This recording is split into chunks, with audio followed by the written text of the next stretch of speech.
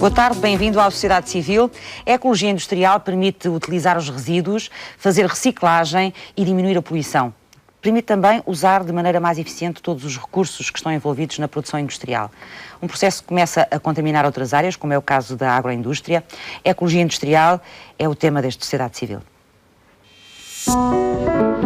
Considerada chave para a sustentabilidade, a ecologia industrial soma vitórias entre nós. Ao sucesso da reciclagem juntam-se os ecoparques, que têm conseguido valorizar cada vez mais resíduos, como veremos já a seguir neste Sociedade Civil.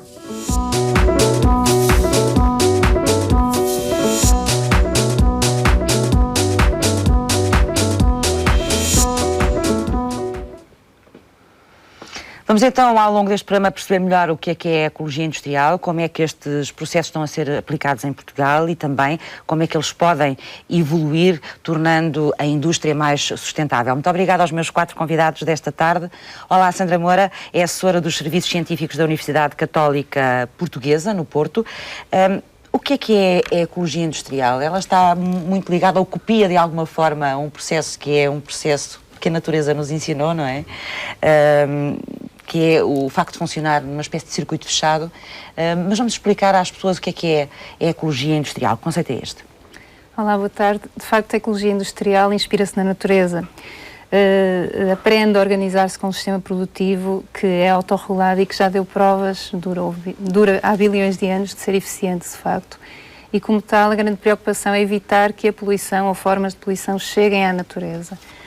Como tal, os lixos, os esgotos ou os gases que uma indústria não quer utilizar, não pretende utilizar, são aproveitados por uma outra indústria que os incorpora no seu processo, evitando assim que algo sobre e que tenha que ser disposto na natureza. Isto é um desafio permanente, não é? É uma nova forma de estar. O que é que se faz a esses resíduos, como é que se reaproveita esses resíduos, não é? E quando falo de resíduos, digo também energia, todas as formas de desperdício que uma empresa pode ter. Por exemplo, se sair vapor de água, ele pode ser uma perfeita forma de energia para incorporação num outro processo industrial. Portanto, quando se fala de resíduos, é neste sentido mais alargado. É uma nova forma de estar, que anteriormente as empresas viviam de uma forma muito isolada, e agora têm que se integrar e aprender de facto a cooperar entre si para ter bons resultados. O que tem vantagens, o que deve ter vantagens também, não é? Exatamente. Deve custar ao princípio, é um processo que pode custar ao princípio, mas que tem vantagens também. Vocês trabalham estas matérias também na Católica? Sim, de uma forma se calhar mais direcionada por tipologia de resíduo, por tipologia de esgoto. Não temos várias empresas que vêm ter connosco e nos pedem para montar um parque industrial que se integra, mas vemos muitas empresas preocupadas com os custos que têm com o tratamento dos seus efluentes, dos seus resíduos, e que pretendem dar valor acrescentado a estes. Posso citar vários exemplos também de parques industriais, não sei se podemos dá-los mais à frente, não é? E perceber um pouco melhor qual é o trabalho que estão a fazer. O Samuel Lisa é investigador auxiliar do Instituto Superior Técnico, coordena também o programa de investigação em metabolismo urbano e cidades sustentáveis. É muito interessante este conceito do metabolismo urbano, vamos tentar percebê-lo um bocadinho melhor. E depois também coleciona a cadeira de Ecologia Industrial, precisamente. É a primeira, não é? Disciplina que está a ser dada com este conceito e com este nome, precisamente, não é? Exatamente. Ecologia Industrial. Foi uma disciplina criada em 2001, portanto já tem... É muito recente, apesar de tudo. Sim, mas também... Tem 10 anos, 12? Mas também o conceito de ecologia industrial é relativamente recente. Quer dizer, digamos que terá tomado força na década de 90, se não me engano. Pode não ser muito novo para os investigadores, para vocês e provavelmente para quem está na área das indústrias, mas para o público em geral é um conceito relativamente novo. Sim, exatamente. Sim, portanto, esta disciplina foi criada no Instituto Superior Técnico pelo professor Paulo Ferrão, em 2001. É lecionada aos mestrados de Engenharia Mecânica e Engenharia do Ambiente. Portanto, os alunos de Mecânica também aprendem sobre a ecologia industrial. O que é que se aprende nesta disciplina? Aprende-se, precisamente, eu tenho aqui o manual que foi desenvolvido pelo professor Paulo Ferrão. Para essa disciplina? Para esta disciplina. Tínhamos essa dificuldade, não havia manuais para esta disciplina Não nova? havia manuais. Já selecionava algumas ferramentas que são importantes para esta disciplina, como a avaliação de ciclo de vida, que no fundo a avaliação de ciclo de vida o que faz é avalia, analisa os produtos e os serviços em todo o seu ciclo, e, portanto, desde que os materiais são extraídos, até que são processados, até a utilização dos produtos e até ao seu fim de vida, portanto, quando os resíduos têm que ser geridos. A avaliação de ciclo de vida o que faz é contabiliza todos os materiais e energia que são consumidos e tudo o que é desperdiçado ao longo de todo o ciclo de vida dos produtos ou de serviços. Portanto, isto é muito importante para outra tipo de estratégia, que é o chamado ecodesign, concepção ecológica ou ambiental dos produtos e, portanto, conceber os produtos de maneira a que eles, durante o seu ciclo de vida, consumam o menos possível ou produzam o menos resíduos possível, ou quando chegam ao seu fim de vida, os materiais de que eles são compostos sejam facilmente separados. Não é? E vocês tentam, a ecologia industrial procura encontrar soluções também para esses resíduos? Ou para esses desperdícios que sobram no final de um ciclo de produção? Precisamente, quer dizer, a lógica da ecologia Estamos a falar industrial... aqui de duas coisas que me parece que são um bocadinho diferentes e que se completam. Uma é um sistema de produção que chega ao final e tem uma série de resíduos que é preciso encontrar soluções para eles. Outra é integrar logo no próprio conceito de produção a forma mais ecológica de os fazer, não é? São duas coisas distintas. É uma perspectiva mais sistémica, não é? Portanto, pensar desde que... Desde portanto, que se para inicia produzir um produto. para qualquer coisa que nós consumimos, já houve todo um processo que foi e que consumiu energia e materiais, porque há um desperdício enorme de materiais até nós termos o produto na mão. Não é só no fim de vida do produto. Claro. Não é? Sei lá, posso dar um exemplo. Para nós termos uma tonelada de mármore pronta a ser utilizada, houve 9 toneladas de materiais que ficaram em escombro, não é? Portanto, ficaram acumulados, que não servem para nada. Não é? Portanto, tudo isto é importante e a avaliação de ciclo de vida é que proporciona saber ter este conhecimento. E não servem mesmo para nada esses escombros do mármore? Veja-se borbas, termos, veja-se toda essa...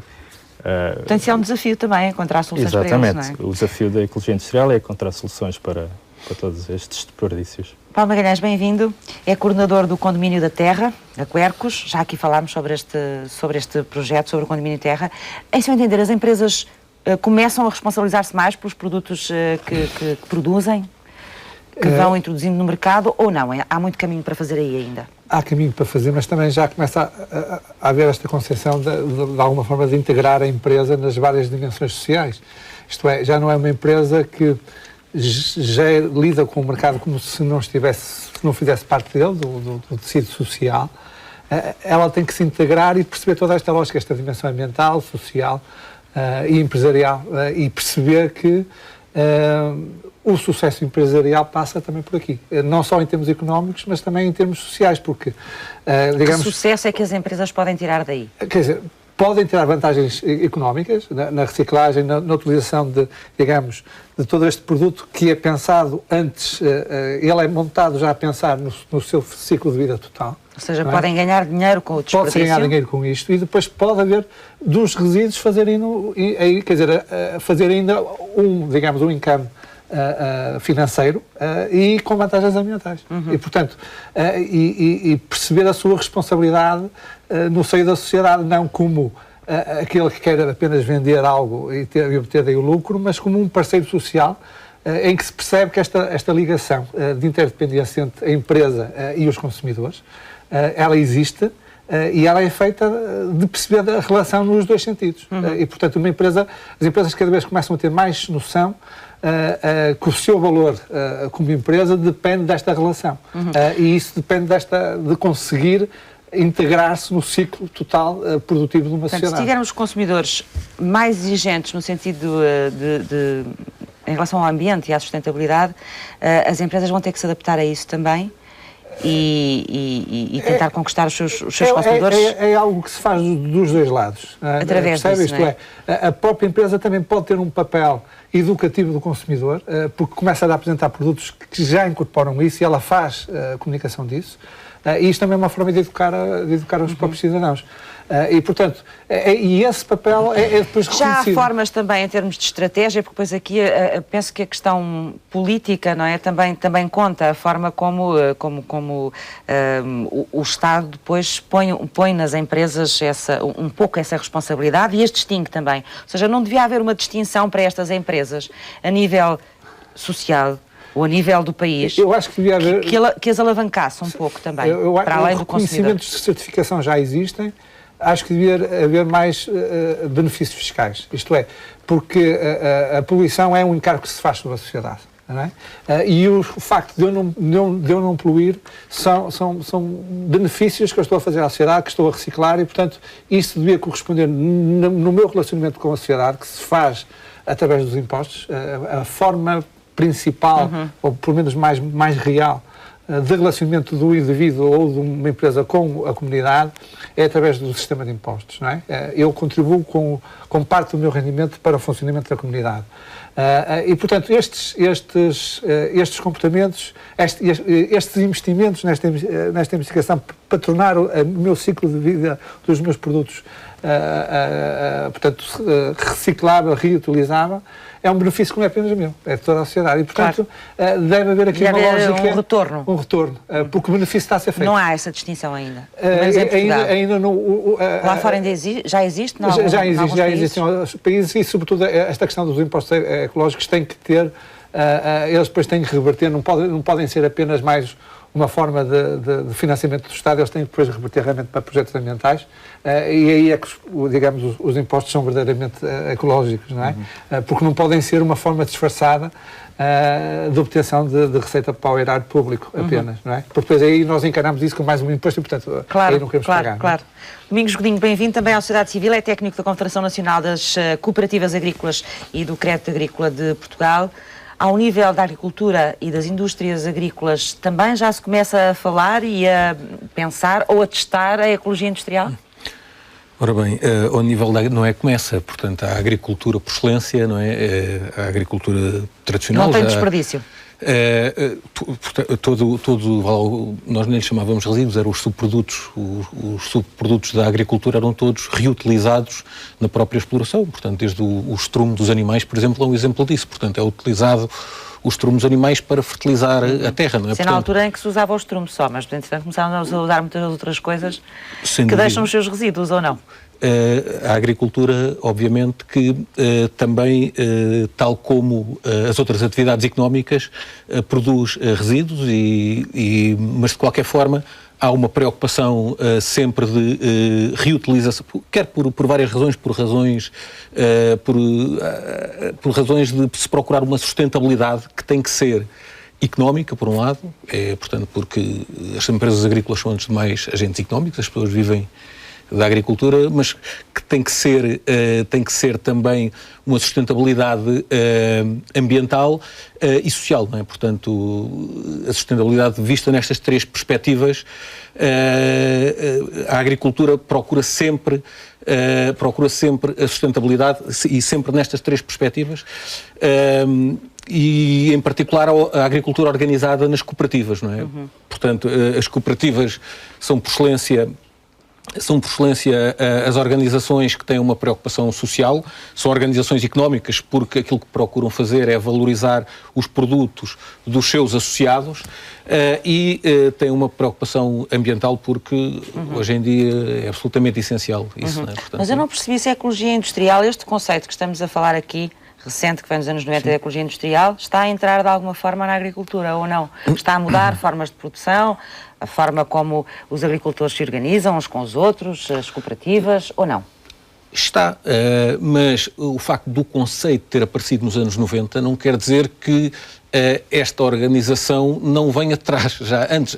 Portanto, o conceito pode ter sido teorizado nos anos 90, sim, portanto, isto é a teorização, sim, mas antes disso já havia estas preocupações, já existiam, porque é óbvio que se há uma empresa que produz um determinado resíduo e esse resíduo pode ser subproduto de outra empresa e, portanto, outra empresa pode beneficiar da utilização desse resíduo. Eu queria que me desse exemplos da agricultura.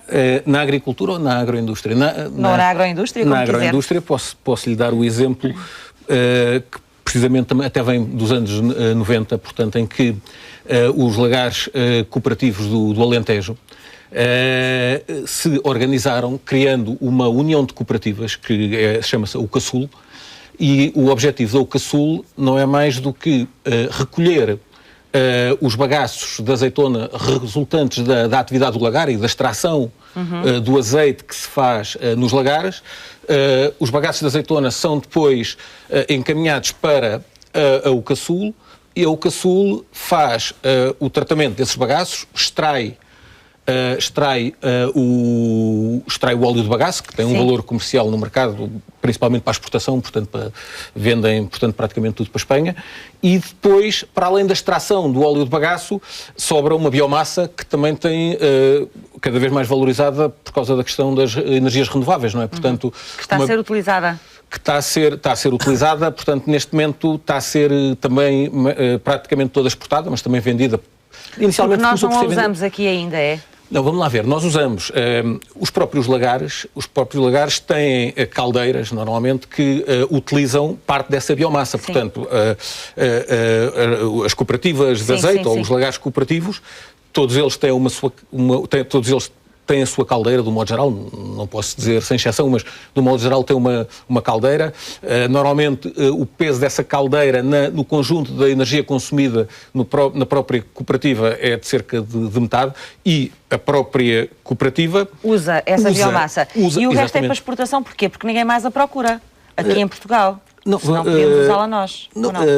Depois é uma decisão económica, não é? Portanto, se houver outros países que valorizem melhor essa biomassa já do agora, que nós aqui em Portugal. Essa biomassa que vai lá para fora é usada por quem? Quem é que a procura? É usada como? É usada para produzir energia elétrica. Portanto, as energias renováveis, uma das formas de energia renovável é a energia a partir das biomassas. E essas biomassas são utilizadas precisamente para fazer energia elétrica, portanto, para injetar na rede.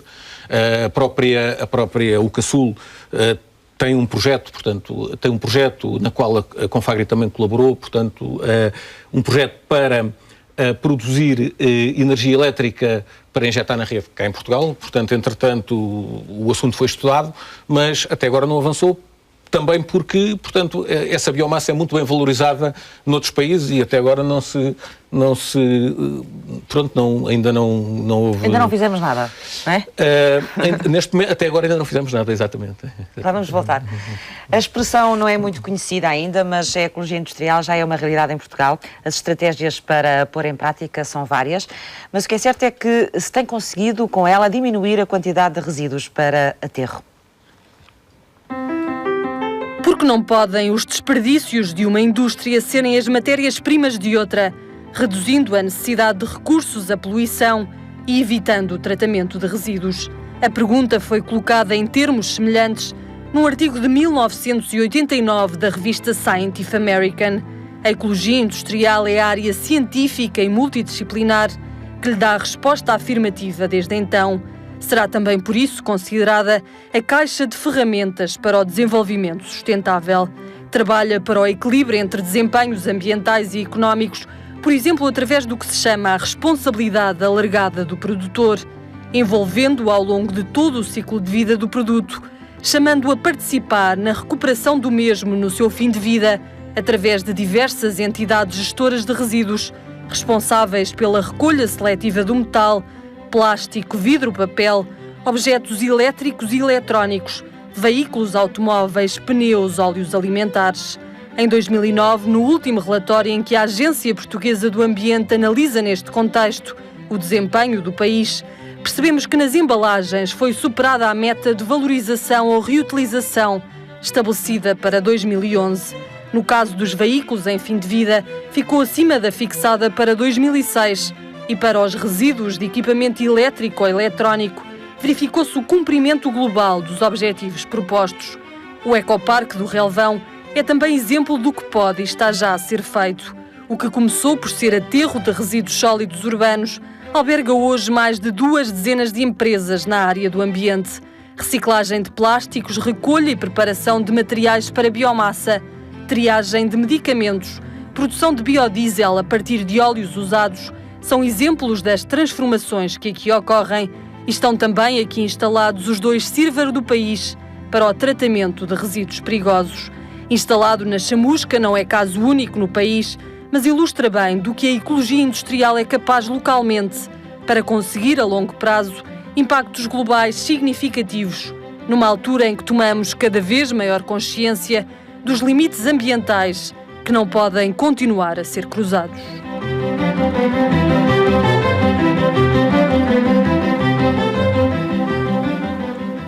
Samuel Nisa, o Instituto Superior Técnico trabalhou neste parque, no ecoparque do Relvão, certo? Acompanhou a partir de certa altura. De alguma forma. Sim, acompanhou a partir de certa altura. Quer explicar-nos melhor o que é este ecoparque, como é que ele nasceu e o que ele é hoje? Ele nasceu um pouco da vontade do autarca da Chamusca de criar um polo que permitisse vitalizar um pouco a economia da região, que estava muito... que é uma região muito envelhecida e, pronto, socialmente muito complicada. Quando se começou a falar da instalação dos CIRVER, portanto, são os centros de recuperação, tratamento ou inertização de resíduos perigosos, pronto, o autarca decidiu e teve o apoio de todos os partidos, isso é que foi muito interessante. Receberam desses... Receber um que acabou por receber os 2. Portanto, os 2 instalaram-se no mesmo local. E são só 2 que temos no país, não é? São 2 que temos. A ideia depois era criar condições para se instalarem uma série de empresas que pudessem gerir, tratar resíduos e que também pudessem ter sinergias entre si, que, portanto, algumas tratavam resíduos que as outras não conseguiam tratar, etc. Portanto, criou-se toda essa cadeia pronto, o Instituto Superior Técnico, a partir da altura, acompanhou este processo. Portanto, estão lá muitas empresas, não é? Cerca de 2 dezenas de empresas que estão a trabalhar ali? Acho que em 2009 eram cerca de 25. 25 empresas. Não conhece os exemplos dessas empresas ou alguns deles? Não conheço bem. Não fui eu que acompanhei esse processo, mas, portanto, não conheço muito bem. Bons exemplos em Portugal. Temos boas práticas ao nível da ecologia industrial? Já? Temos algumas, se calhar as mais mediáticas, portanto, é esta de que acabamos de falar. Penso que vão surgindo pequenas oportunidades em que as empresas querem mesmo melhorar. Temos tido empresas que vêm ter connosco e que, desde, por exemplo, empresas de bacalhau que querem dar valor, por exemplo, às espinhas, que são normalmente todas encaminhadas, todos esses resíduos para produção, alimentação animal. E, portanto, pegando nessas espinhas é possível extrair compostos de elevado valor acrescentado, que podem ser utilizados, por exemplo, em implantes dentários ou próteses ósseas. Já temos tecnologia para isso?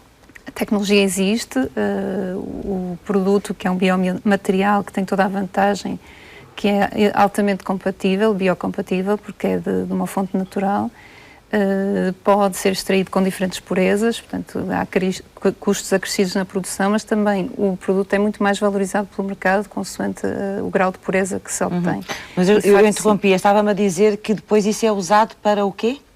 Pode ser utilizado este biomaterial em específico para implantes ósseos, porque é um constituinte que existe naturalmente nos nossos ossos e nos nossos dentes e que é muito útil para esses implantes, para próteses ósseas também. E como esse exemplo existem outros, por exemplo, a escama da sardinha é muito rica em colagênio, que é muito utilizado e muito valorizado pela indústria da cosmética, e, portanto é outra fonte de valor que temos em empresas interessadas. Onde é que vamos buscar a escama da sardinha em grande quantidade para fazer isso? Existe, por exemplo, aqui na região norte, várias empresas de conservas de pescado e tudo mais instaladas que limpam o peixe e depois usam fazem as salmouras, não é, para salgar o peixe, e portanto a escama vai tendendo a libertar-se naturalmente. E, portanto, é relativamente fácil recolhê-la e depois encaminhar para valorização, e de facto consegue-se extrair colagênio. E estamos a fazer isso já. Isso depois do colagênio é para quê? É para a indústria cosmética? A indústria da cosmética. Nacional ou vai para fora?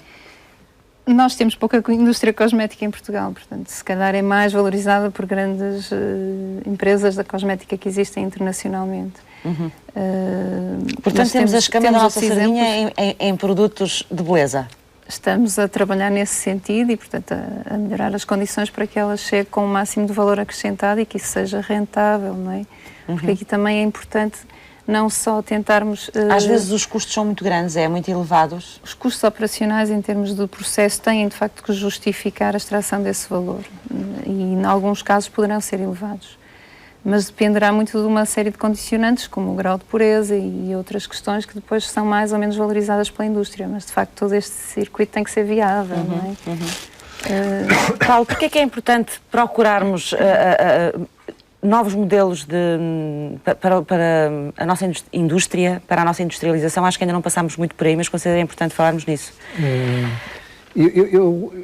É realmente importante porque eu seguia um bocado a sua intervenção, e as duas, porque repare... Conhece o Parque do Galvão? Conheço o Então parque. Pode falar-nos também sobre ele e acrescentar alguma informação que possa ser útil.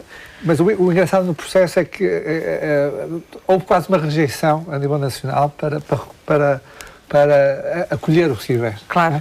Que é normal, não é? Isso assusta as pessoas, resíduos perigosos, assusta as pessoas. Isso são os preconceitos que os nossos industriais, as pessoas têm, quer dizer, porque o lixo é o lixo, é algo que não me pertence, como sai de minha casa ou sai da minha... E é algo que todos produzimos, não é? Ninguém se responsabiliza por ele. Não é? Quer dizer, percebe? Portanto, claro. E há muitas situações em que eu não me admiro esta questão do colagênio, por exemplo, o quanto isso pode ser, eu não sei, não conheço os preços, pode ser valorizado numa indústria como a cosmética, não é? Eu não me admiro muito que haja subprodutos que têm mais valor que o produto principal dentro de algum tempo, não é? E nós hoje já estamos a ir a lixeiras buscar metais, lixeiras que estavam, e já se está a acatar as lixeiras do passado, porque é mais barato neste momento em algumas situações, ir buscar o lixo às antigas lixeiras e retirar de lá e reaproveitar isto. E, portanto, isto é uma notória falta de inteligência, ou pelo menos falta de conhecimento, a pensar num sistema de produzir e deitar fora, que foi aquilo que nos trouxe até aqui. Não é? É lógico que a questão ambiental é mais do que isto também, mas ela passa inevitavelmente por aqui. Não é? E realmente o autarca de Chamusca teve essa visão de ver que esta é uma indústria de futuro. Há tantas mais de futuro que muitas outras que dependem de matérias-primas que começam a escassear e esta tem quase matérias-primas garantidas se houver sempre o ciclo da reutilização, não é? Mas nós temos esse preconceito, não é? Do lixo, eu não quero aqui os resíduos, não é? Os resíduos são valor, não é? Portanto, e há aqui uma mudança conceptual, de percepção do que é o valor e de quais são os valores realmente que são mais importantes e que é esta mudança que é inevitável que ela esteja a acontecer e que ela tem que acontecer por várias razões económicas e ambientais. Diga, Samuel, pode interromper à vontade, não tem problema. Precisamente, pegando no valor, tenho aqui um número que em 2010 o volume de negócios da reciclagem e de gestão de produtos reciclados, etc., ascendeu a 2.700 milhões de euros em Portugal. Portanto, de facto... Tem valor? Tem valor. Está lá. O 27, eu coordeno um projeto que é o Green Cork, a reciclagem das rolhas de cortiça, e nós, quando lançámos o projeto, nós tivemos muitas reações negativas das pessoas que tinham medo, por causa da reciclagem, iam desaparecer os sobreiros, porque não se precisava mais da cortiça. Veja o raciocínio, não é? E recebemos mensagens de pessoas ligadas à cortiça a dizerem-nos isso. Quando a questão está, os mercados começam a questionar se, sobretudo cabos no estrangeiro, a perguntar se, neste caso a rolha, é reciclável ou não é. Porque eu não quero pôr o meu produto com um material que não é reciclável no mercado. Portanto, se for reciclável, eu compro. Se não for, eu não compro. E, portanto, se não há um sistema de reciclagem, então é que realmente os sobreiros... e o montado de sobre deixa de ter a viabilidade económica e com toda a biodiversidade e com todo o sistema social que está construído sobre isso. Portanto, é muito uma mudança de visão, mas isso exige depois um esforço muito grande também de reconverter a indústria, porque ela nasceu e viveu durante muitos anos com um determinado olhar, não é? Com o olhar, quer dizer, sem ser em ciclo, com o olhar de retilíneo, isto é, eu produzo, consome-se e lixo. Mas foi assim. Foi assim. E é assim que a indústria está montada. E não agora só a indústria, as pessoas, quer dizer, as pessoas também, toda. Claro, porque as pessoas rejeitam as indústrias que voltam a pôr o ainda o rejeitam, no acha que ainda rejeitam? A questão, repare, foi esta, não é? Quer dizer, há 2 Cirberes e só houve um autarca nos 300 que nós temos que teve essa visão. E com este tem lá 25 Às vezes empresas. basta um para fazer a diferença, Pronto, não é? Dar o lá exemplo. está, pronto. Não é? Mas houve um. Ajuda. Pronto, houve um. Mas o que é que conhece do parque? Conte-me, Paulo. Eu estive lá, por causa, quando foi no início do projeto da reciclagem de rolhas, estive lá para encontrar contentores reciclados para as rolhas. Portanto, não acompanhei, nós temos que acompanhar mesmo só o CIR, o Centro de Interpretação de Resíduos. Pronto, o que eu conheço fisicamente conheço o espaço, é realmente uma unidade em que... E que tipo de empresas lá estão, sabe? O que é que estão a reciclar ou o que é que estão a aproveitar? Não. Assim, especificamente não, mas eu sei que vai lá parar quase tudo neste momento, não é? Estávamos a falar há pouco de ir aproveitar o material, de estarmos a ir aproveitar o material aos aterros, às lixeiras, também conhece chamada exemplos mineração de aterros, não é? O que é isso? Explique-nos. No fundo é como foi dito, é ir voltar e buscar os materiais que estão aterrados neste momento, não é? Porque há e materiais com muito... porquê? Porque ficam mais baratos? Porque não encontramos? Porque... Sim, quer dizer, uma das lógicas da ecologia industrial é precisamente encontrar a natureza como um modelo, e a natureza vai buscar os recursos é ela própria. ao solo, é onde eles estão, não é? E se nós durante tantos anos os acumulamos em determinados locais, como os aterros, a partir de certa altura, quando determinados materiais a sua exploração começa a ser tão cara, não é? E o seu valor de mercado começa a aumentar, não é? Os metais é um exemplo. É o primeiro exemplo. É o primeiro exemplo, não é?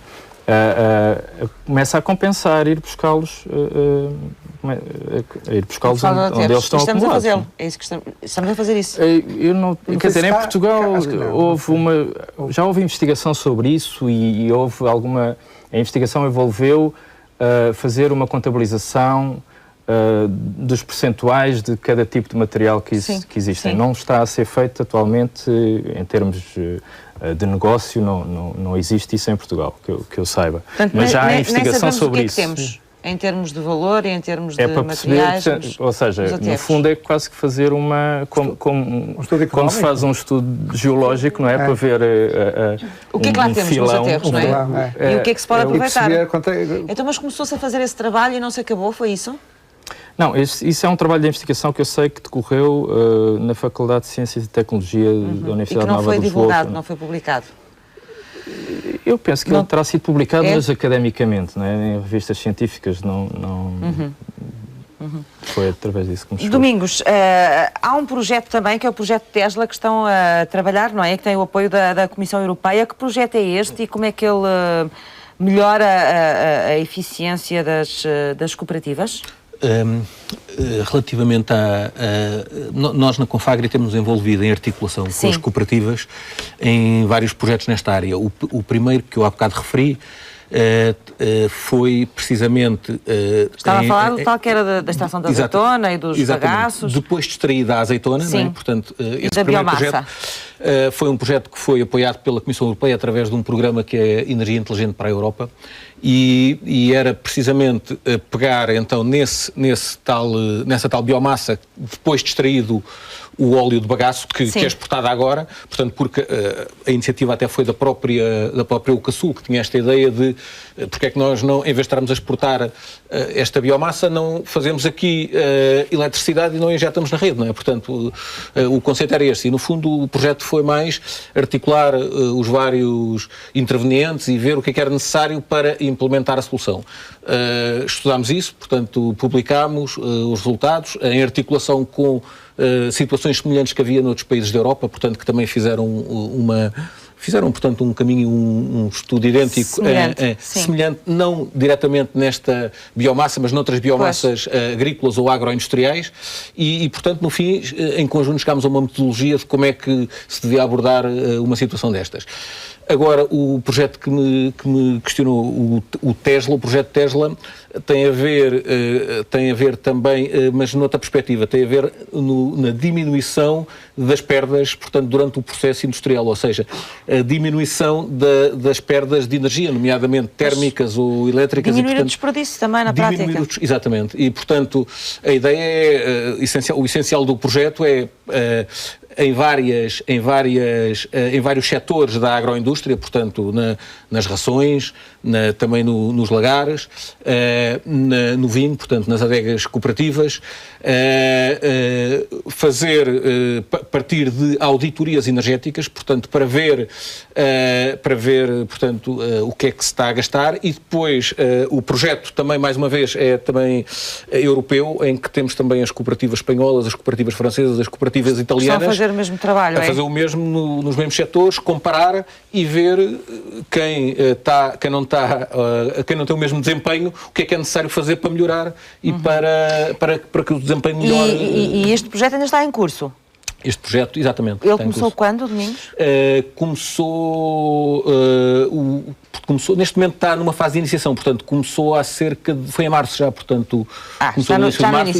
Isto é para durar quanto tempo, o projeto? Este projeto é para durar 2 anos, não é? Portanto, envolve universidades e organizações. Portanto, só no fim desses 2 anos é que vão ter uma noção do que é preciso mudar, ou as mudanças vão sendo feitas à medida que o projeto avança? Não, as mudanças vão sendo feitas à medida que o projeto avança, porque, portanto, a partir do momento em que sejam feitas as auditorias energéticas... Já começaram ou não? Neste momento estão a ser selecionadas as cooperativas. A partir do momento em que sejam feitas as auditorias energéticas, nós podemos analisar quais é que serão as cooperativas que necessitam de fazer melhorias e investimentos para melhorar, e depois, obviamente, que a decisão será da própria cooperativa, não é? Mas, portanto, o projeto envolve tudo, desde a questão do financiamento, do investimento que é necessário para fazer a melhoria, a que melhorias é que são feitas, daí que no projeto estejam também envolvidas universidades, portanto, também dos vários países, italianas, francesas, espanholas, e em Portugal a Universidade de Évora, porque são processos agroindustriais, não é? E, portanto, em que terão que verificar as boas práticas de modo a melhorar a eficiência na utilização da energia, e depois é a tal comparação que é muito importante, ou seja, verificar como é que, por exemplo, os lagares cooperativos em Portugal e em Espanha, o desempenho que eles têm em França, em França não haverá tantos, por acaso, concretamente lagares cooperativos, mas há noutras áreas, mas em Itália, e ver porque é que uns têm melhor desempenho que outros e o que é necessário fazer para melhorar o desempenho. Já se consegue ter uma noção disso, nesta altura, ou não? Só depois de fazermos as auditorias energéticas é que poderemos ter resultados. Perceber e comparar, não é? O que estamos a fazer cá e o que está a ser feito noutros países. O exemplo mais vivo deste tipo de parques de ecologia industrial, que falámos aqui ainda agora, encontra-se na Dinamarca. O processo inspirou-se nos ecossistemas naturais e promete ser uma das vias para chegar ao desenvolvimento sustentável. Pensar os ecossistemas naturais vai ajudar a perceber o conceito por detrás dos chamados parques de ecologia industrial. Na natureza não existem resíduos. Toda a matéria circula em circuito fechado, sem desperdício de materiais, e é nela que se inspiram estes sistemas industriais que buscam produzir também zero resíduos e emissões e um maior aproveitamento de energia.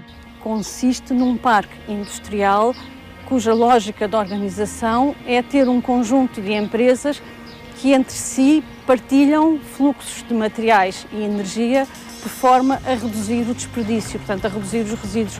Ou seja, os resíduos de uma empresa são matéria-prima de outra indústria que a aproveita e, portanto, é assim que se desenvolvem os parques ecoindustriais. Portanto, é esta a ideia subjacente aos parques ecoindustriais. É o aproveitamento total de resíduos entre indústrias. Presente em quase todos os manuais da disciplina, Kalundborg, na Dinamarca, será o exemplo mais paradigmático de um parque ecoindustrial. Começou por ser, nos anos 80, um conjunto de indústrias pesadas que a determinada altura começaram a estabelecer parcerias entre si e até com o próprio município. Há uma central térmica que fornece o excesso de calor à cidade, partilha com a refinaria ao vapor e com uma fábrica de gesso o subproduto que a permite continuar a produzir. A Kalundborg é um caso muito interessante porque evoluiu de uma cidade industrial, que nós todos associamos uma má qualidade do ambiente e má qualidade de vida, para um caso hoje paradigmático em termos de ecologia industrial, em que funciona de facto uma simbiose industrial. E, portanto, depois, um pouco à semelhança e tomando inspiração no caso de Kalundborg, tem vindo a ser desenvolvido em várias partes do mundo, ao fim e ao cabo tentar criar-se parques ecoindustriais de raiz, desenhados de raiz, ou seja, procurar pôr na mesma área empresas que sejam compatíveis, ou indústrias que sejam compatíveis no sentido de os resíduos de uma poderem ser absorvidos como matéria-prima da outra. Como lembra a engenheira Paula Antunes, a ecologia industrial não será a única via para a sustentabilidade, mas as simbioses industriais são sem dúvida um bom exemplo de um caminho para o desenvolvimento sustentável, não só por esta capacidade de fechar os ciclos de materiais e evitar desperdícios, mas também pela viabilidade que demonstra ter a colaboração entre os vários agentes na procura de soluções melhores, soluções mais sustentáveis.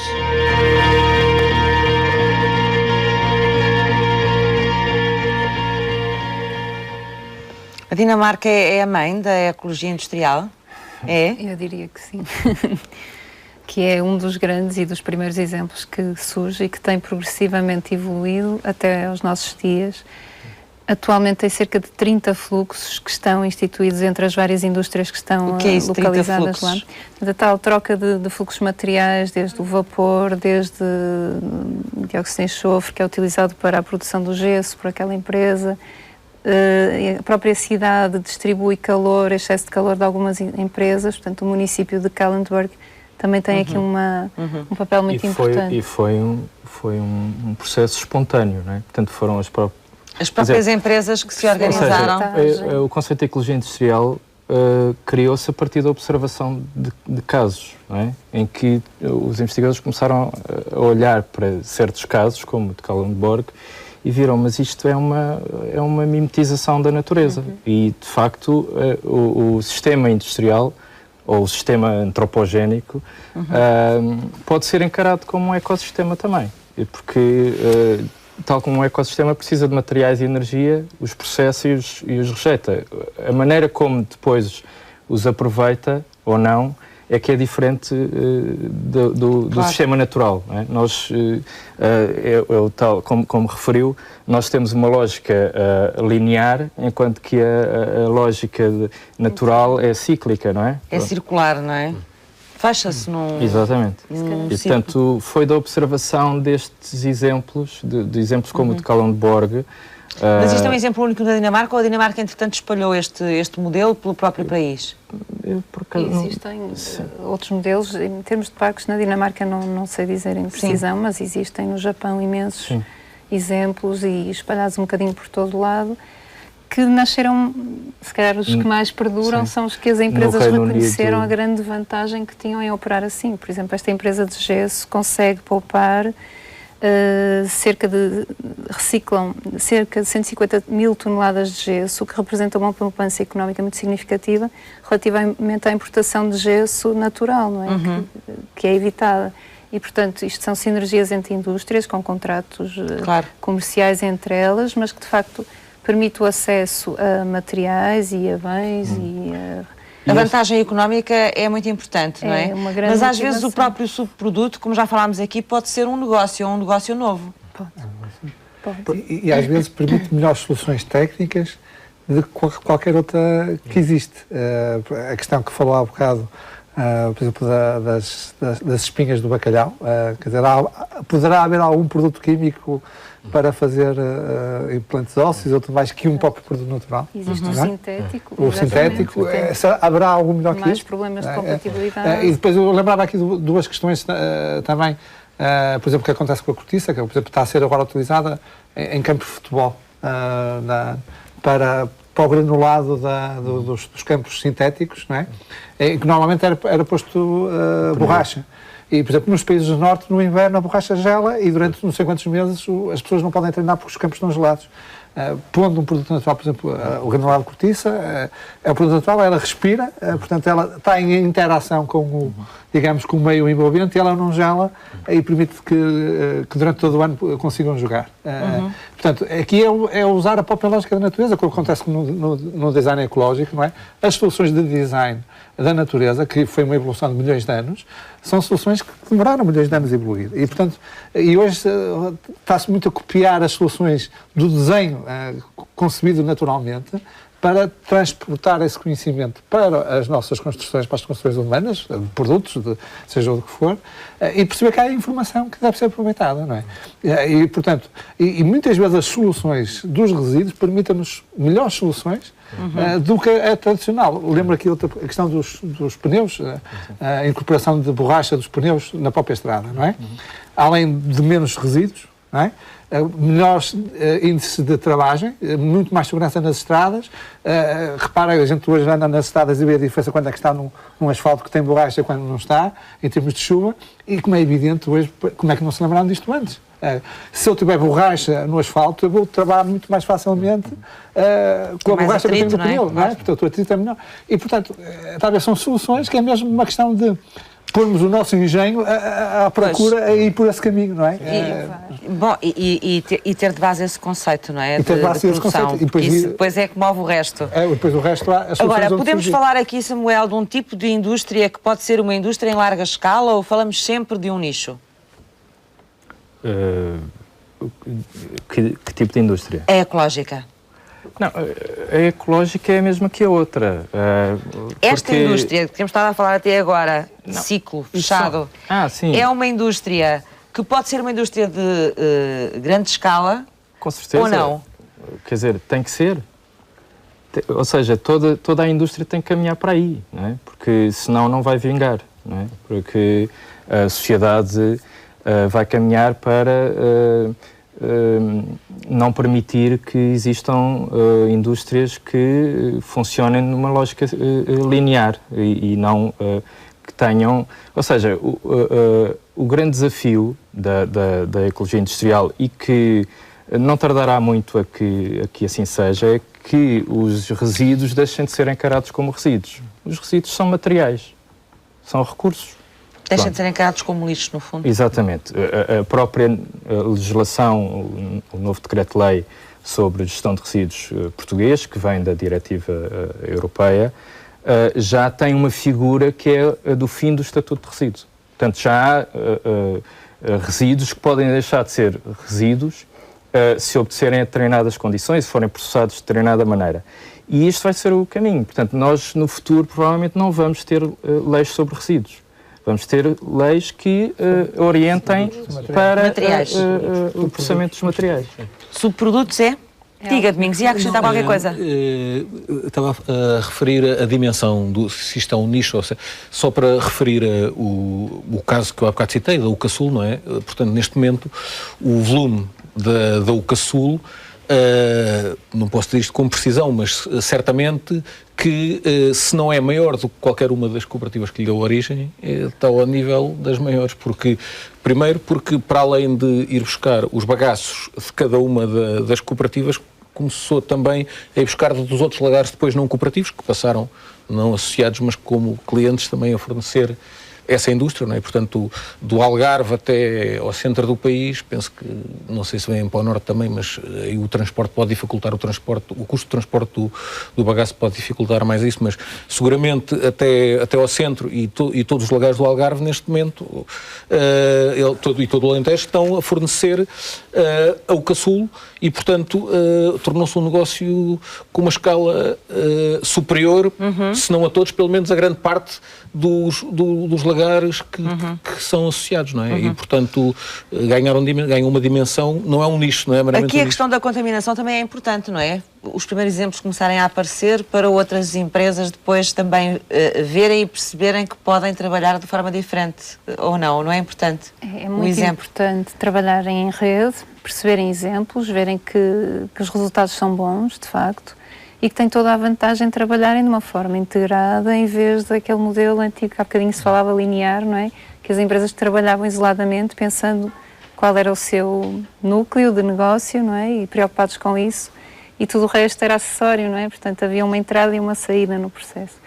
E, de facto, tem toda a vantagem de trabalhar, e esse é um dos grandes princípios, é o trabalho de rede, cooperativo, para ser ganho-ganho para todos. E como é que se pode ajudar as empresas e os negócios a serem capazes de procurar oportunidades nesta área, de acrescentarem valor àquilo que já é a sua produção? A investigação aí tem um papel? Sim. Os investigadores, os técnicos, eu se calhar andei um bocadinho atrás, sim. Às vezes vêm-nos com perguntas concretas e tentamos, de facto, ajudá-los a encontrar soluções como estas que citei e muitas outras. Por exemplo, o soro de leite sempre foi utilizado para valorização em requeijão e é desejável que o seja, porque se o adicionarmos, se o deixarmos ir para as águas residuais, é muito difícil, é muito caro tratar esse tipo de esgoto, por isso é perfeitamente absurdo quase deixarmos que o soro de leite vá para os esgotos. É tradicionalmente usado por muitas empresas, infelizmente, para fazer o requeijão, mas, por exemplo, agora procuram-se soluções mais à frente, com requeijão que incorpora os probióticos, são os micro-organismos vivos que agora estão presentes nos alimentos. Portanto, há um manancial de oportunidades muito grande. Mas eu ia dizer que, se calhar, eu ia um bocadinho atrás. Muitas empresas ainda nem sequer conhecem qual é o seu desempenho e é importante que elas olhem para os seus processos e percebam quais são os gastos que têm e vão perceber que muitos deles são desnecessários. Eu, se calhar, diria um exemplo muito rapidamente que, se calhar, ajuda a explicar. Os exemplos ajudam sempre. Existem indicadores que mostram que há mais de 10 anos atrás a indústria cervejeira usava em média cerca de 12 litros. Algumas indústrias com pior desempenho, 12 litros de água era o indicador por litro de cerveja produzido por essa empresa. Atualmente este indicador está muito abaixo e a média europeia aponta para os 3 litros de água utilizada por litro de cerveja produzida. E o que é que mudou na forma de produzir a cerveja para se poupar essa água toda? Foi, de facto, olhar para o processo de uma forma com critério e perceber porque é que fazemos isto assim e não fazemos de uma outra forma.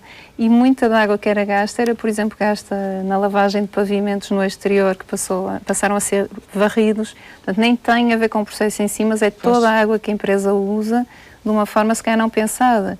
E, de facto, a água hoje é um recurso muito caro e, portanto, por um lado as empresas poupam imenso na fatura da água, por outro lado vão também ter menores volumes de efluentes que são produzidos para tratar e ganham dos dois lados, não é? Quer poupam na fatura da água, poupam também depois no tratamento dos esgotos e isso torna as empresas necessariamente mais competitivas. As empresas que não conhecem bem o seu desempenho têm dificuldade em reagir e têm dificuldade em ser competitivas. Portanto, também. esse é o primeiro passo. É medir. É ter esse mapa todo, não é?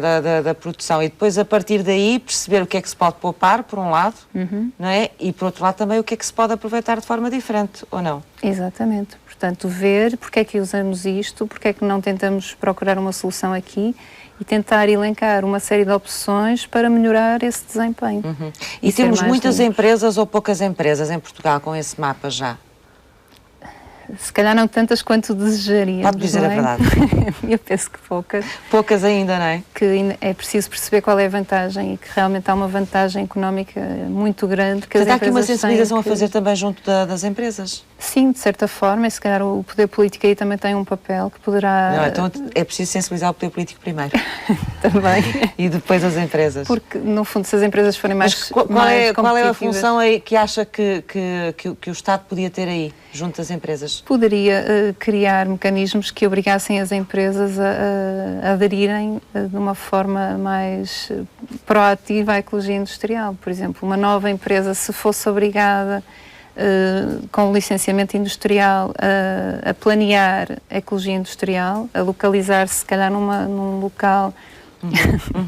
Portanto, no fundo, era fazer com que a ecologia industrial fosse obrigatória, digamos assim, nos processos das empresas. Com toda a vantagem que isso poderá ter em termos de economia global. Acho que o obrigatório, eu acho a questão do incentivo. A majoração, outras coisas que são obrigatórias, há licenças que são obrigatórias, não se abre uma empresa sem elas. Claro, mas repara uma coisa, pode haver sempre um complemento do obrigatório e do incentivo, e haver limites, mas a sociedade e os grupos alargados funcionam mais por Pelo incentivos envolvimento. do que por proibições ou por obrigatoriedades. As indústrias E isto está, penso que sim, que é um modelo. está Nas estudado em novas, termos de talvez gestão pudesse e pensar tudo além. mais, não é?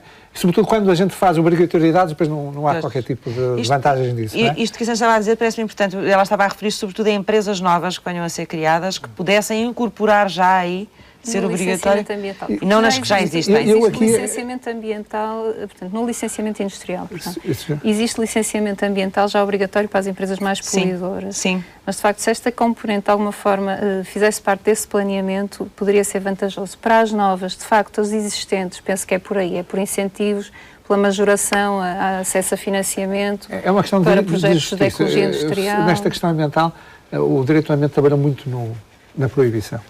Não é? E manter tudo como está e proibir agora. Não é? Então isto passou a ser algo que eu tenho que contornar para conseguir fazer as coisas na mesa, porque senão não consigo. E aqui é uma nós questão de portugueses justiça. funcionamos percebe? muito assim, Não não é? é? Mas é uma questão de justiça, isto é, a sociedade tem que perceber que eu, ao fazer isto, estou a provocar aquilo que eu dizia há bocado, estou a provocar vantagens comuns que não ficam na minha empresa, são comuns a todos.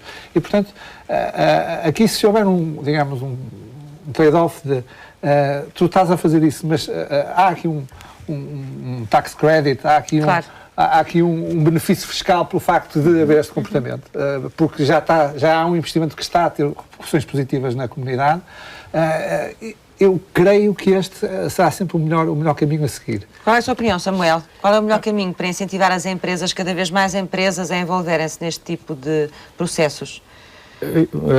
O caminho também passa porque as próprias empresas se incentivem umas às outras. Uma empresa que tem determinados fornecedores, se determinar que esses fornecedores têm que obedecer a determinados critérios, e isso já acontece, não é? Grandes empresas já obrigam que os seus fornecedores tenham sistemas de gestão ambiental, que é precisamente toda esta análise do processo da empresa e onde é que se pode poupar, numa lógica de melhoria contínua, não é? Portanto, os cidadãos, quando adquirem determinados produtos, perceber se essas empresas têm desempenhos ambientais melhores e, portanto, o incentivo pode vir de todas as partes, não é? Não é muito fácil, porque, por exemplo, essas coisas não estão nos rótulos. Essas coisas não estão Para o nos consumidor rótulos. é complicado perceber quais são os processos. Há O consumidor, rótulos. quando vai comprar um produto, a maior parte das vezes não tem acesso ao histórico da empresa, nem tem tempo para andar à procura do histórico da empresa para perceber. É verdade. Não é? Portanto, tinha que haver aqui um mecanismo qualquer automático que me garantisse a mim, como consumidora, que quando eu compro um determinado produto, estou a comprar de uma empresa que é industrialmente ecológica. Pois, infelizmente a questão do rótulo ecológico foi um flop europeu, quer dizer, a União Europeia tentou instituir o rótulo ecológico. Não sei bem as razões porque não funcionou muito bem, mas este incentivo de empresas em relação às outras, isto É uma sabe-se das que formas. acontece. Podemos dar o exemplo, penso que o exemplo da Auto Europa, todos os fornecedores são obrigados a cumprir determinados critérios. Assim, grandes empresas, geralmente, até por uma questão de imagem, todos os seus fornecedores... Conseguem contaminar as outras mais pequenas que estão à volta, não é? Exatamente. Que trabalham, E, portanto, trabalham com ela. Já vamos regressar nas indústrias, mas também em casa. A reciclagem de resíduos tem sido um sucesso em Portugal e o volume de reciclagem continua a aumentar. Ela também tem ajudado à ecologia industrial.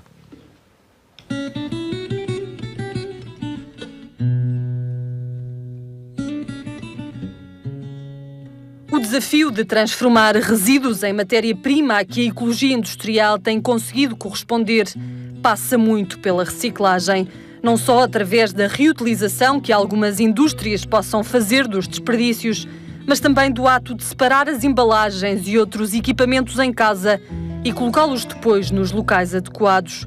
A partir desse momento, uma nova cadeia de valor se inicia. Exemplo simples é o do vidro que, ao cair no vidrão, vai poder ser de novo matéria-prima para a indústria e dar origem, por exemplo, a novas garrafas.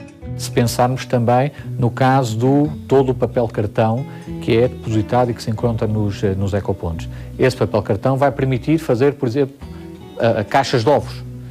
Portanto, vai ser uma matéria-prima para esse produtor de embalagens. Ou seja, a reciclagem, cada vez mais, e nos últimos 20 anos isso tem vindo a ser uma realidade, e o nosso país tem dado grandes passos, é uma história de sucesso relativamente à reciclagem, tem permitido que cada vez mais indústrias utilizem esses resíduos de embalagem como matérias-primas e assim produzirem outros produtos. A lei obriga a que os grandes produtores de resíduos os tenham de separar e gerir nas próprias instalações e dar-lhes também destino através de um operador licenciado. Há 20 anos, muitos dos remanescentes industriais apareciam nos locais mais inadequados. Hoje, uma nova mentalidade leva a que cada vez mais indústrias cumpram aquela que é uma obrigação legal. No caso dos produtores domésticos, desperdícios, a alteração de comportamentos perante o ambiente pode atribuir-se em grande parte ao sucesso das campanhas de sensibilização levadas a cabo para o efeito. Existem estudos que foram feitos ainda há cerca de 3 ou 4 anos, que todas as campanhas ambientais que foram feitas ao longo destes tempos, em Portugal, permitiu que, quando se falasse, por exemplo, de poupança, deixasse de ser apenas uma lógica de poupança de dinheiro, mas também passasse a ser uma lógica de poupança de recursos naturais. E tudo isto, estes estudos que foram feitos a crianças que demonstra claramente que tem vindo a acontecer uma mudança de mentalidade. Por isso, essa mudança de mentalidades tem-se dado ao nível da população, ao nível de todos nós e também se tem vindo a dar ao nível das indústrias. As metas de reciclagem estabelecidas para Portugal em 2005 no que toca aos resíduos de embalagem eram de 25%, desafio que duplicou em 2011, sem que a missão deixasse de ser cumprida.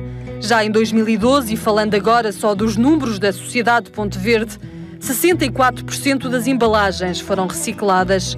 O futuro exige, por isso, a consolidação do caminho que tem sido feito ao longo dos últimos anos para que um cada vez maior número de consumidores e indústrias passem a ter em conta a sustentabilidade, fator que pode significar até vantagem competitiva para Portugal noutros mercados.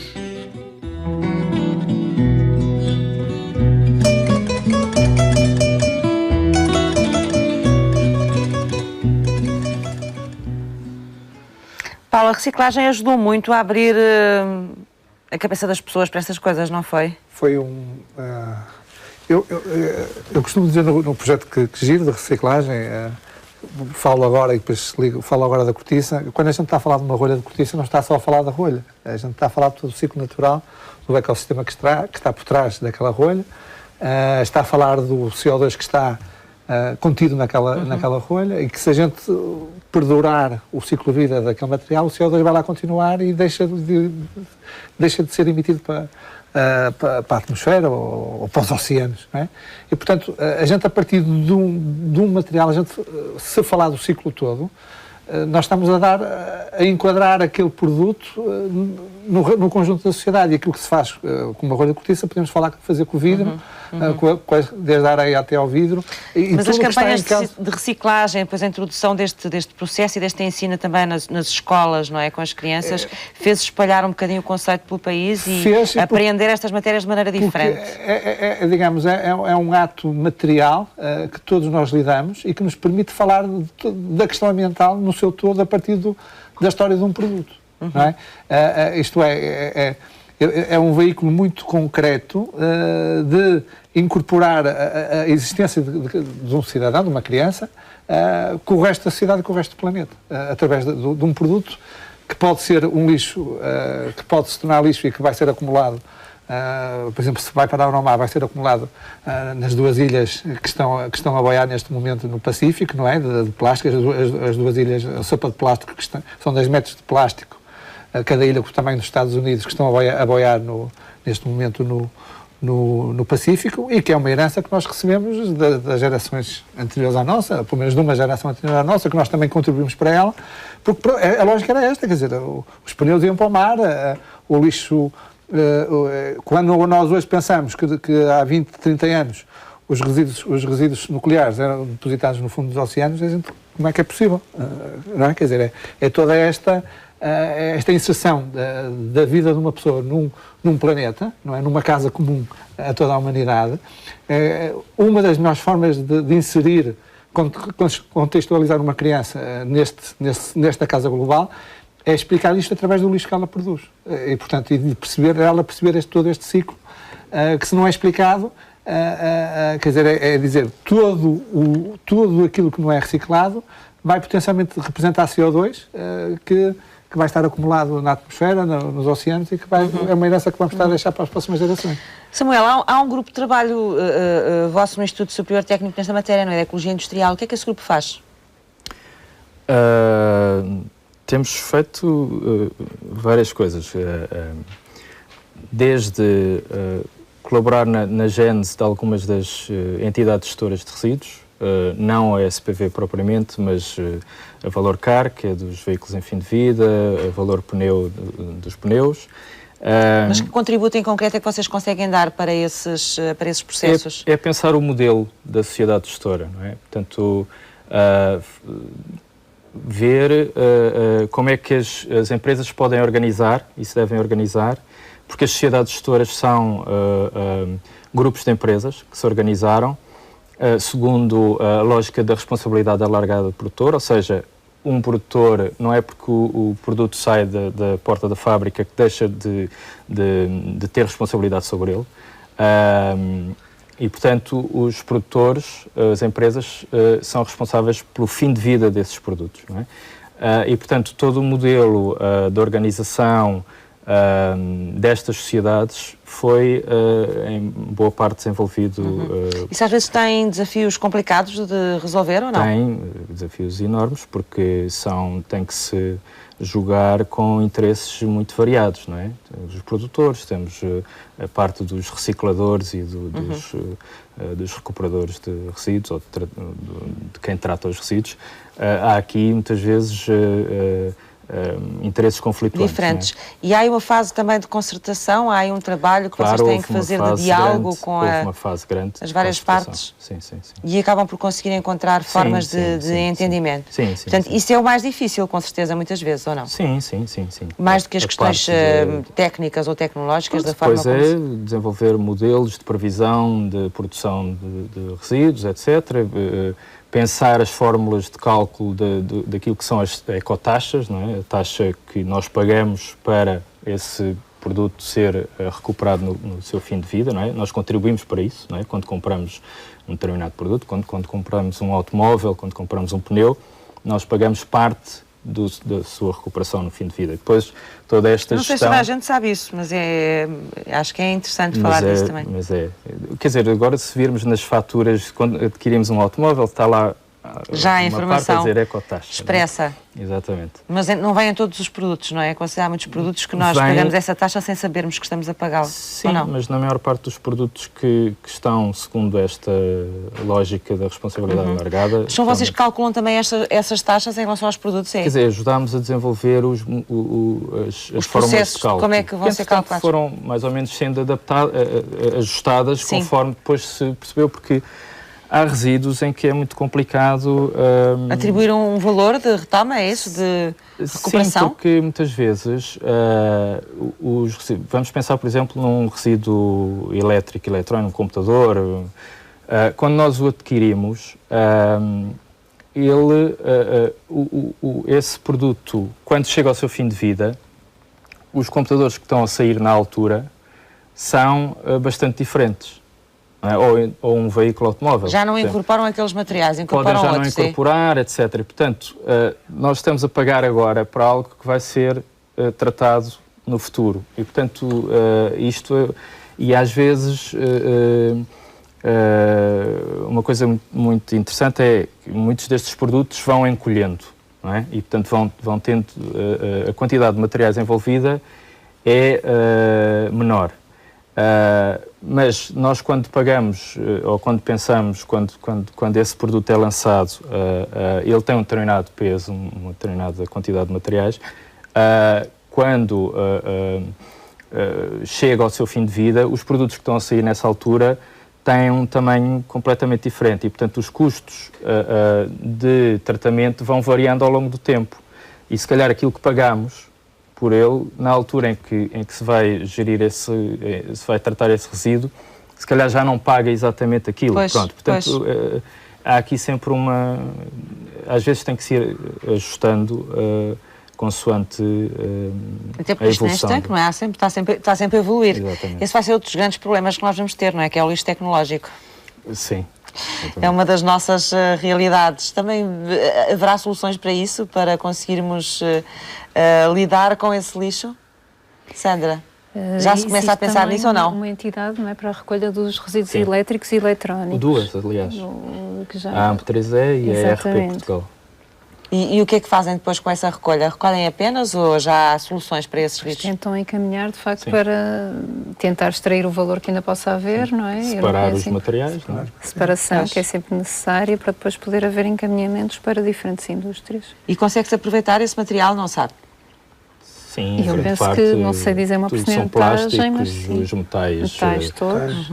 os cobres, etc. Tudo isso É aproveitado. As indústrias que usam processos ecológicos ou que funcionam em rede umas com as outras podem tornar-se mais competitivas ou não? Geralmente não são mais competitivas. Eu penso que podem. Portanto, Não são ainda. As que operam em rede, eu acho que operar em rede tem vantagens a todos os níveis. Sim. A nível industrial também tem.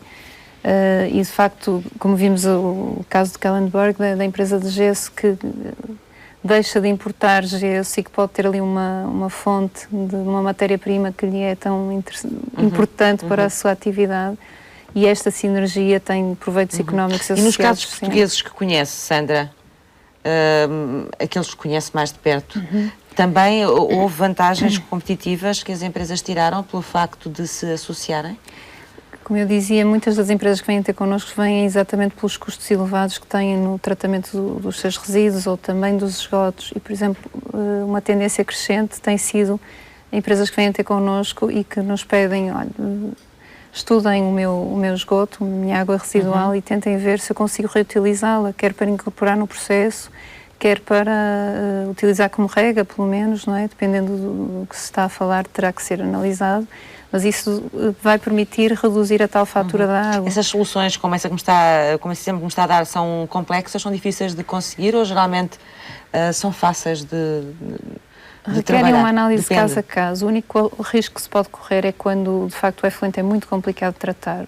É sempre tratável. Sim. Agora, o custo de tratamento pode ser tão elevado, Tão elevado que às vezes não compensa, que não a sua compensa, de reutilização. facto, Também acontece investir. isso. Portanto, nem Exatamente. sempre é possível fazê-lo. É, mas muito importante é, como eu há pouco dizia, do soro do leite, por exemplo, ainda existem empresas que, infelizmente, é tudo, não é? Estamos a falar de residual, empresas que água. trabalham com leite, portanto, que fazem iogurtes, não é? Mais no queijo, O não é? queijo. Esta questão do soro que vem quando o queijo é dessorado, não é? E sai aquele líquido que é altamente Engraçado que eu achei nutritivo. que o iogurte também tinha soro.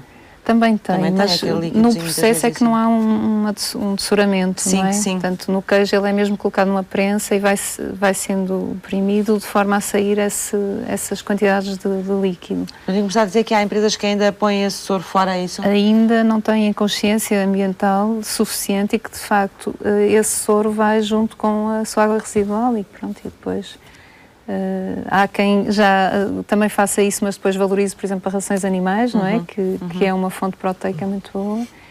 Mas, de facto, ainda há muito desconhecimento e essencialmente, isto é a consciência ambiental e também económica, porque as pessoas têm que perceber que é valor que está ali. Paulo, o que está a ser conceito de marketing desperdiçado. verde aqui podia ajudar? Ou não? Não está ainda suficientemente instalado? O marketing verde, como tudo, pode ser uma vantagem e pode ser uma desvantagem no curto prazo. Ele, quando surge um bocado para uma tentativa que está a mudar, de greenwashing, de tentar limpar, de criar uma imagem verde, quer dizer, eu acho que a sociedade, sobretudo, até no final do século passado, e acho que ainda neste, a ideia de que a imagem é tudo e que a gente pode fazer o que quiser, mas se fizer uma boa campanha de marketing, o que interessa é que, quer dizer, mas não é preciso sê-lo, basta parecê-lo, não é? Quer dizer, e acho que vivemos muito numa ditadura da comunicação e nesta ideia de que O que interessa é que a gente consiga comunicar. Não vamos para melhor, vamos para mais marketing. E, portanto, para mais comunicação. as coisas estão a mudar. Temos é que tornar o marketing verde verdadeiro, não é? Quer dizer, as coisas acho que estão a mudar e as empresas perceberem que uma eventual vitória nesse campo é sempre uma vitória temporal. Em pouco tempo, aquilo que se construi, um castelo cai... Mas o marketing verde não tem que ser todo ele fraudulento, nesse aspecto, não é? Pronto, é nesse sentido que estou a... E as empresas que verdadeiramente se empenham em ser ecológicas e em encontrar processos verdes, por que não tirar partido disso em termos de mercado? Claro que sim, quer dizer, mas lá está. Todo este processo tem que ser feito antes para depois, digamos, a parte final ser o marketing verde. Agora, fazer o marketing verde sem este processo, desde a concepção do produto... Não, por isso é que eu dizia, se o marketing verde aqui depois pode ajudar também um bocadinho à inovação destas empresas. É tudo isso, isto é...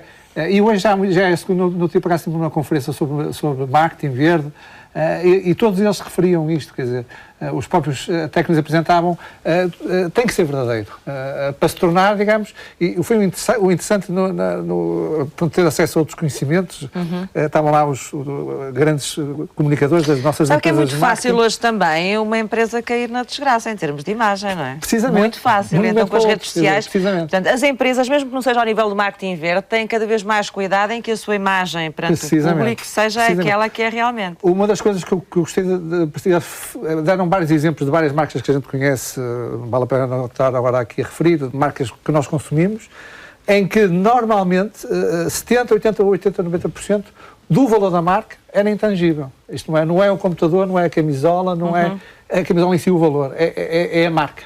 É? E tudo isto é a imagem que o mercado tem. Com taxas acima dos 70%, 80%. Imagina o que é. Portanto, se eu não consigo manter essa marca, essa imagem, é 80% do meu rendimento que eu perco. É tudo, praticamente é tudo. É a diferença entre eu ter um negócio e não ter um negócio. Pois. E, portanto, isto tem que ser construído de uma forma sustentável. E a sustentabilidade económica só se pode ser baseada numa sustentabilidade ambiental que exista, não uma que eu a venda. Não é? E, portanto, porque vende ela, de um momento para o outro ela cai, há qualquer coisa que se descobre, e quando se fala de sustentabilidade ambiental fala-se na social, saber se os produtos são produzidos na China com trabalho infantil ou nisto ou naquilo, tudo isso vai ser determinante na construção do meu intangível, que é o determinante que é o que dá valor ao meu tangível. Estamos quase no final, eu não sei se têm informação ainda que queiram acrescentar, que possa ser útil para as pessoas lá em casa. Domingos.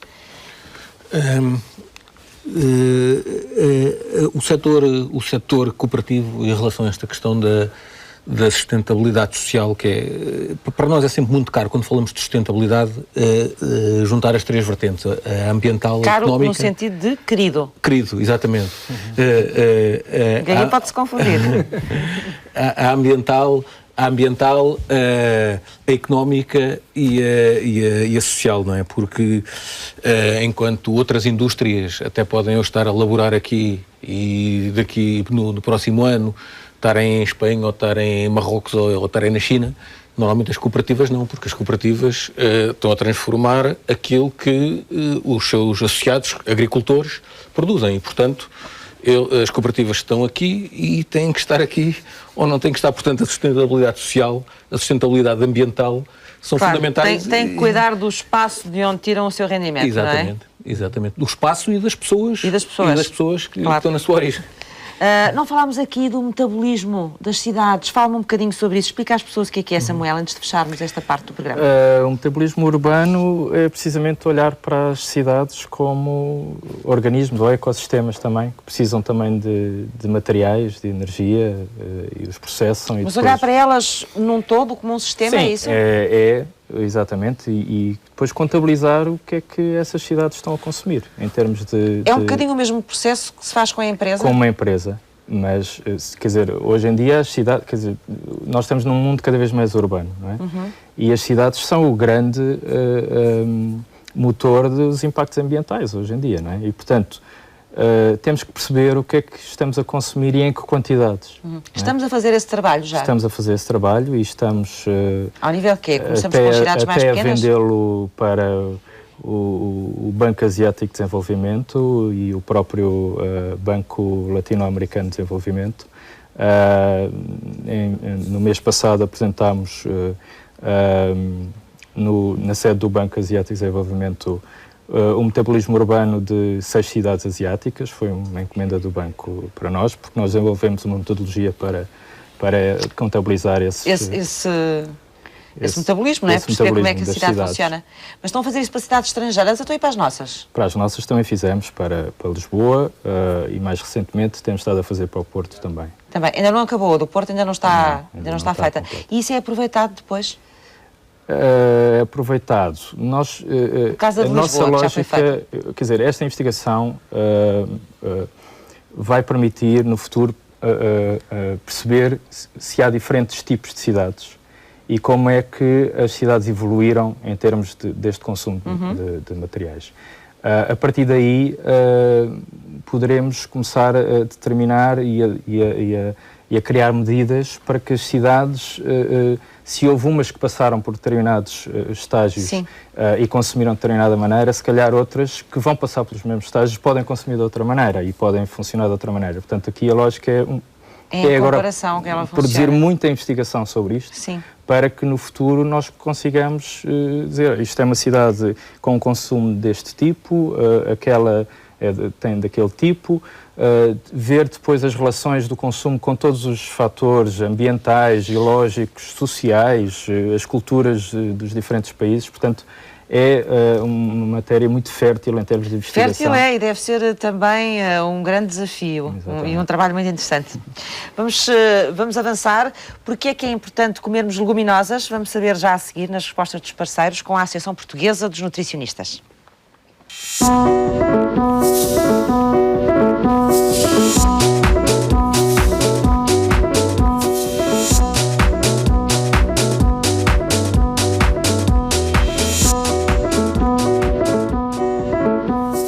Olá, Eduardo Torres, bem-vindo.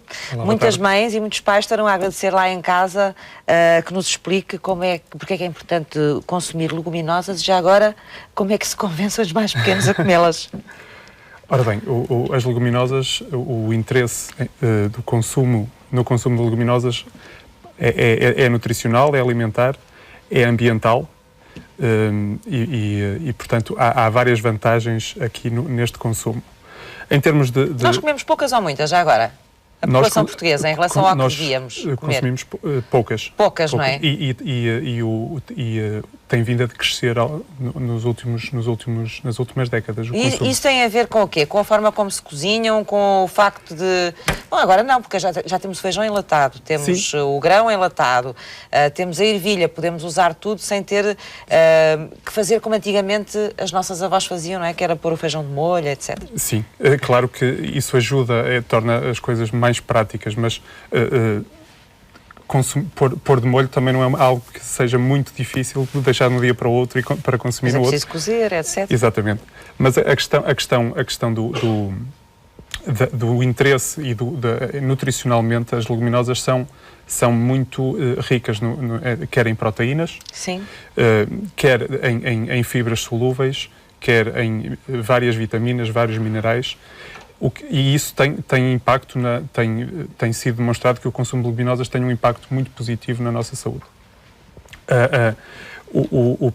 A maneira como nós as consumimos, aí nós deveremos consumi-las de uma forma diária. Aliás, a própria roda dos alimentos, que é uma ferramenta de educação alimentar. Tem lá a sua fatia das leguminosas, coisa que evoluiu desde a primeira roda. Mas muitas vezes não as usamos todos os dias, a não ser na sopa, mais na sopa talvez, não é? Sim, a sopa é um ótimo veículo, por ser sopa em primeiro lugar, e depois se tivermos a oportunidade de adicionar leguminosas, é um ótimo veículo para o seu consumo.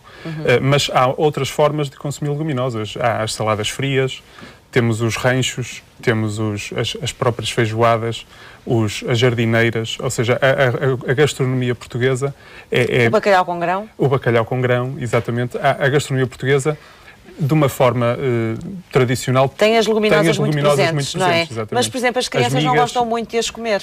Claro que aqui tem que haver, assim, há espaço, na minha opinião, para o desenvolvimento de produtos à base de leguminosas mais apelativos ou mais interessantes do ponto de vista, principalmente para a introdução. E há formas de encontrar essa... Sim.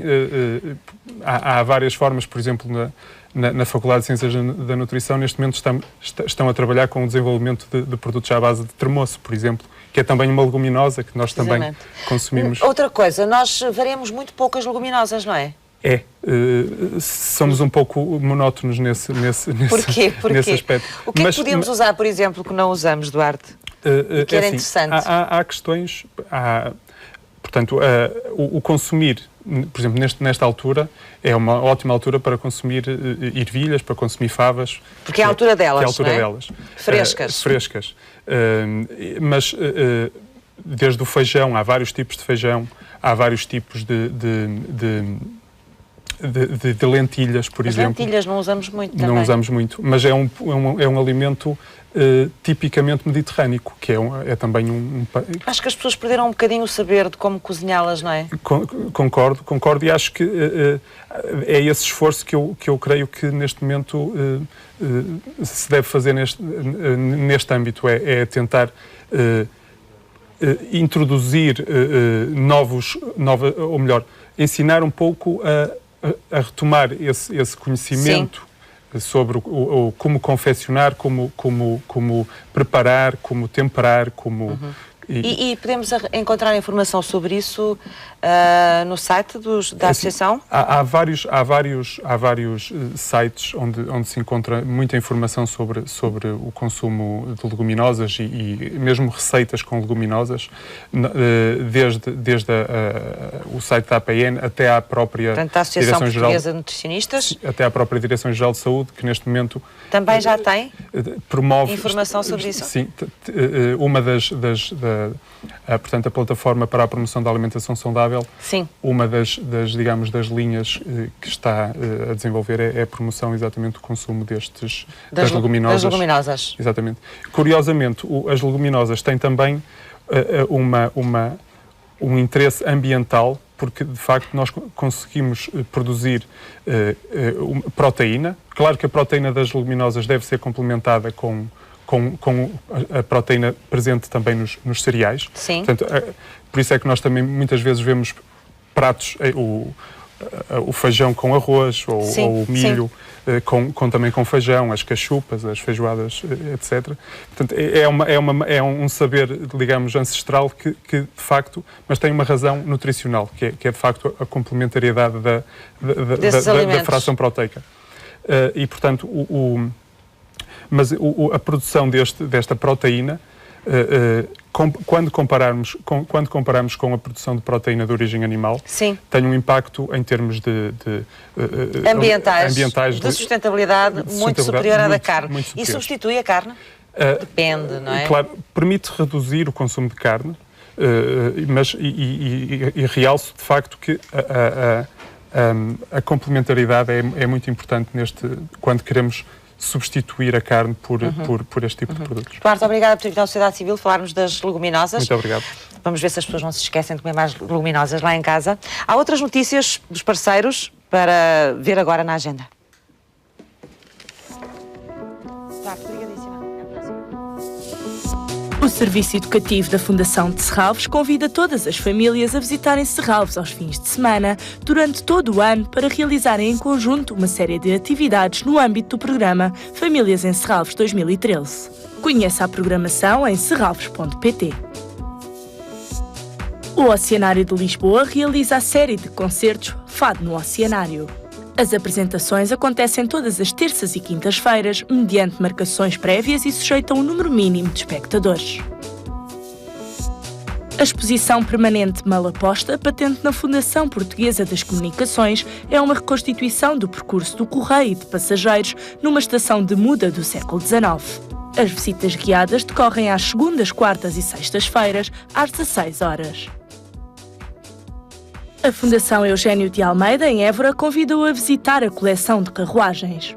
Uma mostra que dá a conhecer as atrelagens que serviram a Casa Eugênio de Almeida entre a segunda metade do século XIX e os primeiros anos do século XX. Está exposta no Museu do Oriente uma mostra com cerca de 100 cartazes de propaganda chinesa produzidos entre 1959 e 1981. A exposição funciona como um documento histórico do período que vai da criação das comunas populares ao fim da Revolução Cultural. Pode visitá-la até 27 de outubro.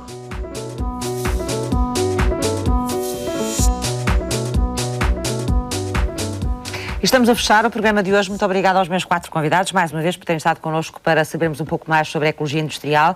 O Sociedade Civil vai voltar amanhã. Vamos falar dos cuidados especiais a ter com a segurança alimentar no verão. Vamos amanhã no Sociedade Civil saber que cuidados devemos ter, porque Sociedade Civil somos todos nós.